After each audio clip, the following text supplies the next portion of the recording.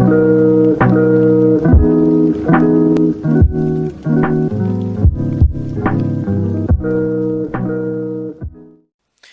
guys, what is going on? RedMaster here, and welcome back to another episode of Cards and Castles Casting Conflicts. Very excited for this one, of course. We are breaking in a new debut here onto the series, so looking forward to what that entails. But with that being said, let's go ahead, jump right into the gameplay, and see how our new debut does. Alright folks, and welcome back to another Casting Conflicts. This time we've got Tweakin taking on vesaven. Hopefully I get some correct pronunciations there, but looks like a Crusader Purple taking on Warlock Druid. Jump, what are your thoughts about this one? Yeah, this should be interesting. So vesaven has switched it up from, we saw his Druid with Pirate deck a couple times, but this time matching with Warlocks. And the Ninja with Crusaders is not a combo we see too often. Not here on Conflicts anyway, that I would imagine be brought up. But listen, I mean, anyone can surprise us. And of course, Tweakin's debut here on Casting Conflicts, so I'm excited to see what he does. We've actually seen Vase's deck before, the Warlock Druid specifically, so I'm excited to see how Tweakin's deck's going to be able to counteract it. We see a Luminaris in his hand, and that could be a component of how he might be able to win this one, because I know Vesa does work with a couple of lifesteal units, obviously Vampire and White Knight being a big part in this deck. But we're going to see, of course, Vesa take the more aggressive route. It looked like to burn Tweakin's draw. We'll see if he wants to set up a second one with the books or go for an immediate. It looks like he's setting up the books. I think that was the right play. Yeah, it seems really like a good choice. Yeah. Right now he doesn't have quite the tools he wants to be able to deal with it, so he's going to opt for some more card draw with the books. But let's see, it looks like vesaven's taking things into his own choices, and he's going to kill off that books. Kind of cutting off Tweakin's draw so that way he really can't start piling resources, which is good, especially that's what Vase's deck wants. You know, you want to keep up the pressure, you want to keep up the aggro.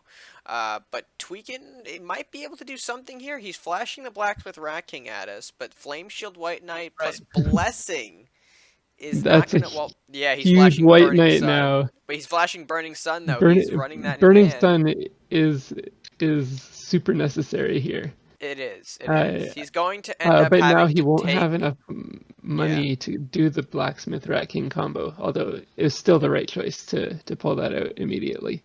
It is. It is. Now we can remember that the Burning Sun did remove the stats, but the White Knight is still slow and it still has an extra flame. Yeah, so it's gonna burn him there.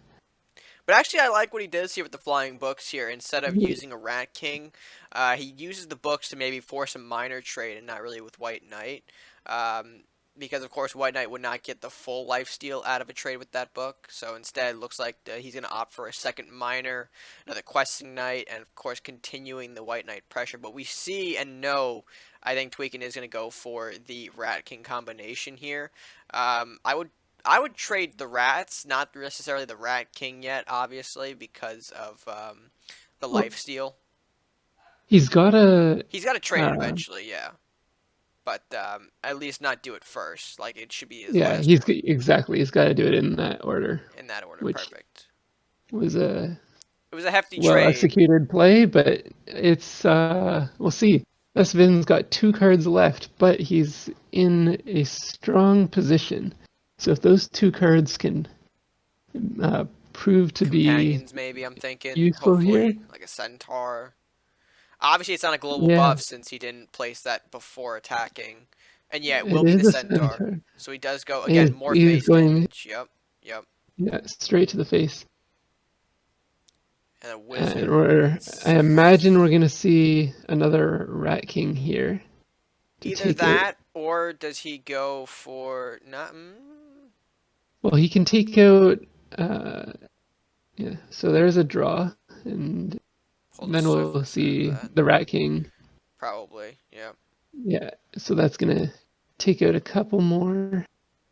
My concern is that wizard. If that wizard ends up top decking something useful, I don't. Oh, interesting. All right, sacking blacksmith and oh, not really before playing priest, which is the right move, and of course, playing priest as well. So he's trying to get himself back in it, and I believe he might be able to. Hopefully, Tweakin's deck is running a big heal because that's what I Yeah, think he needs. he's done the Crusaders plan, which is to turn the game around in the mid game and be able to heal back up any damage that you've taken. Right. We are seeing Oh, very close. drain life though. Uh-oh. That wizard is getting scary. If you can get one more damage point onto the castle with a burn or any other way, then that's a victory. I don't like But Tweakin's options here in the game. You've got Mordok, which could possibly do something. Keep in mind, Tweakin's got that Sushi Shack running. So if he maybe plays Mordok off, yeah, and stays out of the wizard range, he might be able to jump in here. And he's kind of thinking, it all really depends on Vasa's next draw here. It could end the game. that's it. He's playing turn by turn on the draw. And it really has to be exactly what he wants. If he draws something that doesn't suit what he needs at the moment, Oh, then oh no. interesting. Oh, all right, Craxus though. I mean, Yeah, Craxus is very big because it can survive a hit from the wizard. And Tweakin's gonna say, all right, you know what? I see you have no cards left in your hand. You're just going off the top deck. it's You can appropriate to kill rush here. one of my guys. Oh That's no. right. Call's Oh, gonna the call. negate Craxus completely. It will, but the Luminaris is in hand. It Will is. come in handy here. He can clear the board. He can. He can clear the board. He smacks the wizard and he lumens, Yeah, essentially. That's what he does. that's it. That's the play. And we're back to the I mean, we do know Vasa's Crusaders. got the Crusade second. Yeah. thinking that they can draw a heal. If they can, it's possible we've got a comeback here. Potentially. I mean, Vasa's going to do a lot of cycling right now, playing the Fear, playing the Lumberjack. We know he's got a Ranger in hand. He plays a second Fear. Alright, so not going to kill the Question Knight, which I know, from our perspective, might seem like a mistake, considering we know he's got 2 Loomies in hand. Although Ranger Rush is not going to make this easy for him. I imagine Tweakin's just gonna position here in a way that blocks off the Ranger. I would assume so. Pick up a Shaman draw in the process, and there's Oh, the big there's his heal. draw. There's the big heal, and he loves to see that. So essentially right now, his goal is to survive the turn. The very weak link here for him is the Question Knight. If that can be burned off, he's got a clear shot, which it looks like he doesn't. So that does give him an opportunity to bounce back into this game. The Question Knight, the Wizard being thrown up as sort of last-ditch options here. And, I mean, obviously, Vase is feeling pretty good, but we'll see Arbiter hit and make a big impact. The question is, I think he prioritizes Ranger, honestly. I think he does. It's a much bigger threat to his castle than questing or Wizard. No, it's a bit of a catch-up game again. It is. I mean, they're tied, now, but Vase is going to make it even. Now with Sudden Death, he's going to draw two cards at a time, and he won't be nearly as limited as he was previously. But that being said, Tweakin's going to also draw 2 at a time, and I can't imagine he would do anything but start off this with a Craxus. I mean, I think he has to. He goes into the Questing Knight, and he essentially blocks off the Wizard and Mordok. If Vases wants to get rid of the Craxus, in my opinion, he's going to have to sack both the units, unless there's something like a Flamestorm or Dragon's Fire in the deck, or in hand. Imagine he's thinking here whether he wants to use a Synchronizing Strike and kill the Mordok, or if he wants to kill the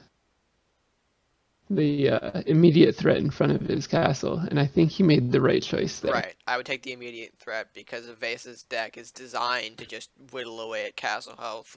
If you ignore it, you're essentially playing into Vase's deck, or playing into his hand, however you want to put it. And I mean, Vase has no clear way to remove that Craxus on the board. He could sack both units. Okay, Fear. Can't use that on Craxus because of the deflect. No, And yeah, he's gonna generate another that's unit. very strong there. Oh, and that's the Wraith. Oh no. And He's gonna Blessing. Yeah, that's game. that's it. Yeah, that's With gonna be the game. sudden death, it's gonna be the end. Oh, And he even had Centaur too. So even if he was able to take out the Wizard, it was gonna be no big deal. So very explosive game one from Vesa. I certainly love to see that. yeah. Uh, Now, I'd like to talk to Tweakin about his deck. It's very interesting. yeah, we'll go ahead and jump Um, to the players to see what they think. Let's go ahead and talk to them right now. All Good right. game. There we go. Game number one concluded, a very interesting one. Tweakin pulls out the yellow-purple, not a colors we see too often here, and especially with cards like Sushi Shack and Synchronized Strike. Talk to us about like the I guess the theme of that deck per se. So it's a movement deck. If you couldn't get that from the game, the Sushi Shack really helps me kind of lunge my players for because they like to stack right in front of their castles with range and rampage range, and that gives me an opportunity to kind of eliminate those. So it's mainly a movement deck, and I can use swordsman play with the buff with the +1 movement. I can use it with Rat King. I can use it with a lot of different stuff. And I just in that game I kind of didn't really get the best mid game draws. I was all right the early game, but losing the 2 books early really did hurt me. Yeah, we saw once a Luminaris has started to pile up in your hand. It was very difficult for you to find a use for them. You did get one Luminaris in, but Right, it was very right. difficult to find the other But at that two. point, right at that point, I was playing on borrowed time with the amount of damage that Vesa was able to do early game. yeah, and now I think we're gonna stay on the same topic, but I want to ask Vesaven what you thought of the deck from the opponent's perspective. Not seeing what was in Tweakin's hand, was that kind of unexpected since you don't see that sort of a deck too often, or did you find it easy Yeah, to it play against? definitely no, not at all. I'll go back to one instance in the game. I had just the Wizard, and he had the Murdoch with the Sushi Shack, and he was 5 movement away, and he had the Shack down. I knew he was going to get the 4, and I didn't really want to burn the Witch Bolt on the Shack, but like I just was thinking like the likelihood of him having another movement card in a deck like that might be pretty good, and I wanted to keep the Wizard in position to hit the castle, so I decided to throw the Witch Bolt at the Shack. And it was kind of a game of really what to expect, because it's a little bit it's not what you see in the very unique deck. And like the Burning Sun play was really huge, and I felt like he got an advantage during the middle of the game. But like he said, he might not have drawn into some of the better middle game cards after that point. And it kind of took for me to get some of my better draws, to be able to come up with that one. Right, and with the Sushi Shack giving the 1+ move to a random unit, you kind of can't prepare for your next turn because you don't know where that movement buff is going to go to. So it kind of makes you just makes you go on edge about where to place your units, and it kind of makes you take a more defensive stance or just an all-out attack to try to beat me early. Right. Yeah, exactly. Well, overall, I mean, that was a Yeah. very strong opener. Now we can move into game 2. So I think we're going to jump into that right now, and we'll see you guys after that next match. All right, folks, All right. welcome back to game 2, and oh my goodness. Yeah, we're already seeing what's happening Oh, here. no. Okay, so I'm looking at seeing he had 2 war parties to start in his mulligan. And depending on how many war parties he runs, that was either a good choice if he's running 2 war parties, or a poor choice if he's running 3. Okay, Because so you have so much draw in a war party deck that you really don't need to keep one, even though it is a win condition. Very true. But yeah, I'm kind of interested because if you think about it, Vase's deck is built upon the big hitters coming in early. Things like a Question Knight gaining Blessing, Flames Shield, and you got the Life Steal. So I'm kind of curious as to what the thought process is behind going for a War Party here. I mean, obviously you've got a lot of freeze components. We're seeing Lich, we're seeing Pillar, we're seeing Wind Mage for additional stall. So it's going to probably be a race to see if Vesa can knock off Tweakin's castle before he reaches that 10 gold and brings out a big war party. Yeah. It's So curious to me that he's running global buffs in his War Party deck. Typically, War Party is purely stall, and once you make it to 10, global buffs don't really matter so much because, I mean, your units just overwhelm them anyway. Right. Well, we'll see what Tweakin's approach is here. He's got a Darkbender and a Questing Knight bearing down on Castle. We're going to see if maybe he Shamans or Liches here, it looks like. I mean, if you play a Lich, you give yourself a moment and then maybe have a better setup at the Pillar. But then again, you do want as much draw to start, bringing the big boys in. We're not seeing any big boys currently in this hand. No Dramoth, Yenneroth, Yarum, Ragnar. None of these guys are showing up in the hand now. Right. It'll be still 6 turns before that matters, so there's a decent chance we'll see some of those drawn by the time that they're needed. Right, and we are going to see a Drain Life kick in now. Big Drain Life for Vesa landing on the Darkbender, not the Questing Knight. Obviously, that guy has become a lot scarier because of that. I mean, the Freezing Pillar is the answer for that. The question is, will Tweakin be able to put it down? Or is, Vesa going to keep building this bad boy until he can just swing at the castle? I mean, with things like Companions in here, it's certainly viable for Vesa to chip away at the castle where he can and just come in with a big swinging Darkbender at the very end.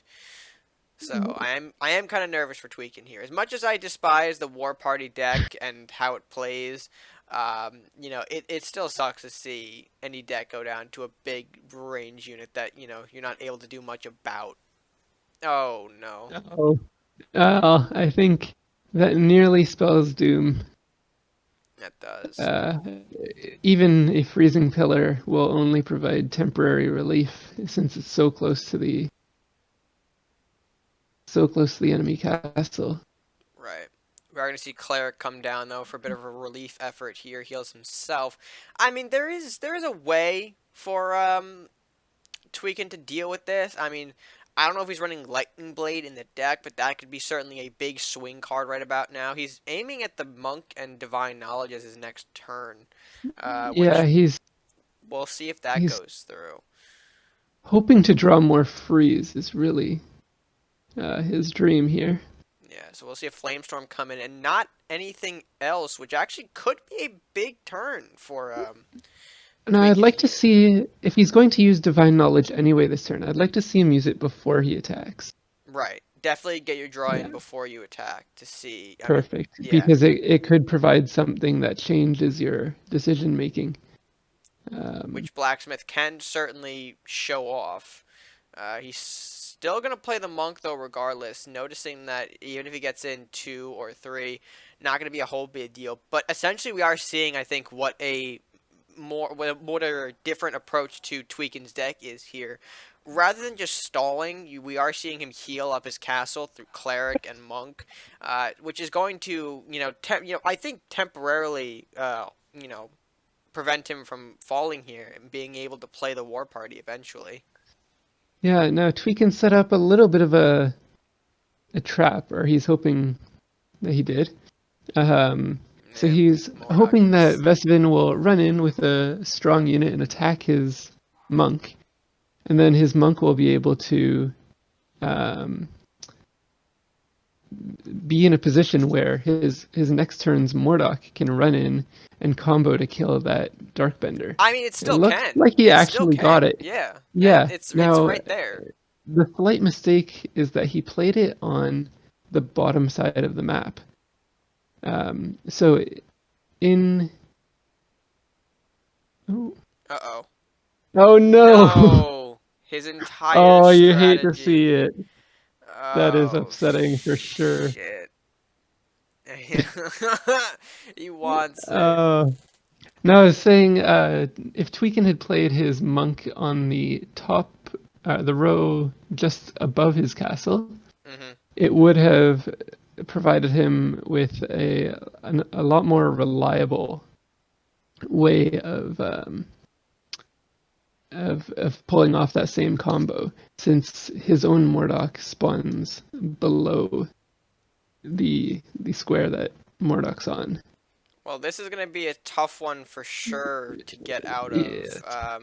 We're looking, very there's not really a whole lot that Tweaking can do here. I think no with that. nailing the Darkbender was so important, and it's not going to come here. I mean, Wraith can fear back, Darkbender can kill, and Mordok is on castle. So, Vesa is going to pick up this series here, going 2-0. Very, very close, though, to being an entirely different game if that Yeah. Lich didn't get killed off. But we'll go back to the players, see what they have to say about that one, and yeah, we'll get some thoughts regarding the match. Yeah, so Oh. there was some very smart play there on both sides, and Oh. ultimately there was one pivotal turn with Let that be a lesson. Let that be the lesson to anyone who plays War Party. You never win.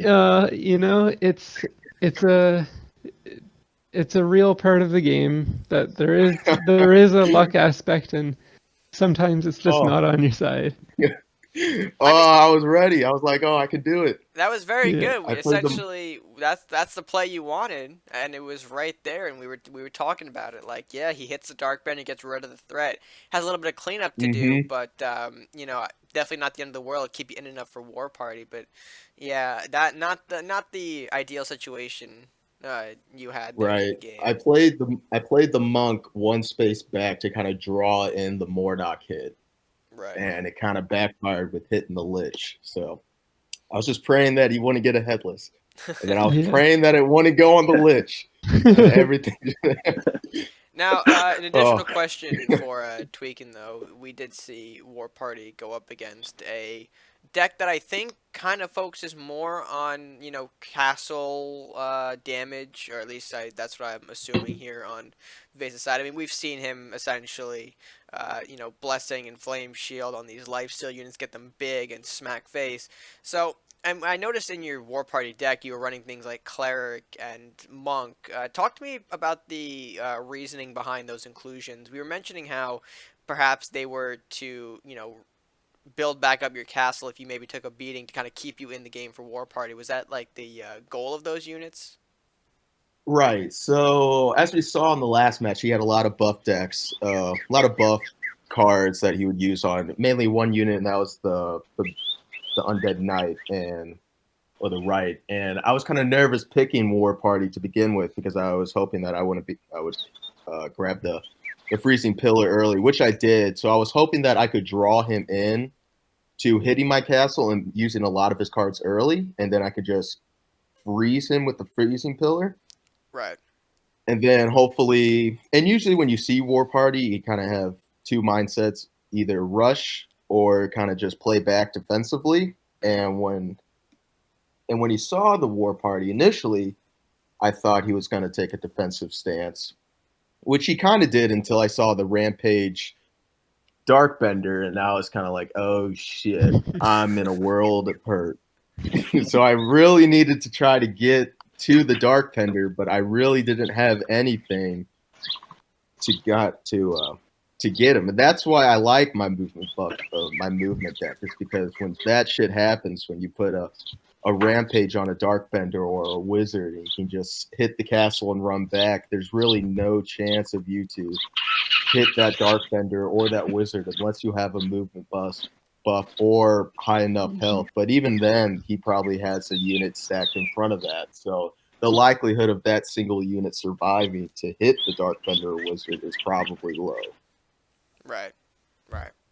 And going over to Vase's side now, I What were you thinking seeing the Viking Crusader? Did you assume War Party or something along those lines? Because I know, you in particular are not the biggest fan of freeze cards. So, I mean, that must have been going through your No. mind, right? Yeah, that was the only thing I assumed was freeze, and I knew that freeze was going to exist in the deck, and that I was going to be mad when it got played, and that's exactly what happened. I mean, you dealt with both of them. I mean, Lich later on, Freezing Pillar, we did see the burn. So definitely detected your Mhm. anger towards Freeze in that moment, in my opinion. But still, I mean, game ended up pretty well. I was gonna ask you, what was your hand looking like towards the end of the game? Like, if you had lost Darkbender, would you still have made the same plays? Would you still have just tried to push with Mordok and hopefully find an opening there? Yeah, I had the two Murdochs hanging around. I'm not sure what the outcome would have been if we didn't get that really weird interaction play with the Murdoch on Murdoch hitting the Lich and Right, action. right. We can never predict it. I'm not. Yeah, I'm not sure that had anything but what happened happen. And he hits the Dark Bender. I can't say that I Yeah. would have been able to recover. I did have more gas, but if he'd have thrown down a war party, then he likely has more gas than I do. I mean, So we were very close to pulling off a big war party. I think, what do we see, like two Yarms in hand? I think there was more, but I just can't remember it. I'll have to look back at the clip to really figure out. But we were gearing up for one hell of a war party. So, Well, Do you have demonic range in that deck? no, no. Okay, I was kind of worried when I saw the rampage and the that's Yeah. the 6/7. that's the I was situation with War Party always is that once you realize you're playing against a War Party deck, you know that once it gets played, you're in for a world of hurt. So you need to rush down the enemy castle before that can happen, but albeit in a strategic way, and make sure you right. don't get too caught out in the defensive options that the War Party has. right. But ultimately, two great games It's that we saw, and um, any last words that you guys want to say? Tweakin's gonna come back stronger than ever. All right. I love how Jump just good steals game my, plan. like, closing line there. Like, all right, you trying to be the main caster now? Is that it? I've done this a couple times, Oh, so yeah, I can you contribute have. too. All right. So with that being said, guys, we hope you enjoyed the match. We're gonna throw it out to my future self to close out the video. All right, folks. That being said, let us know down below in the comment section how you guys think Tweakin did in his debut here, and while you're down there, if you haven't done so already, be sure to like the video if you enjoyed it. Of course, share with your friends, and of course, subscribe if you are new or haven't done so already. Of course, it is the best way you can support us here on the channel and help us grow by clicking that subscribe button at no additional cost to you. And yeah, with that being said, guys, until next time, stay gaming.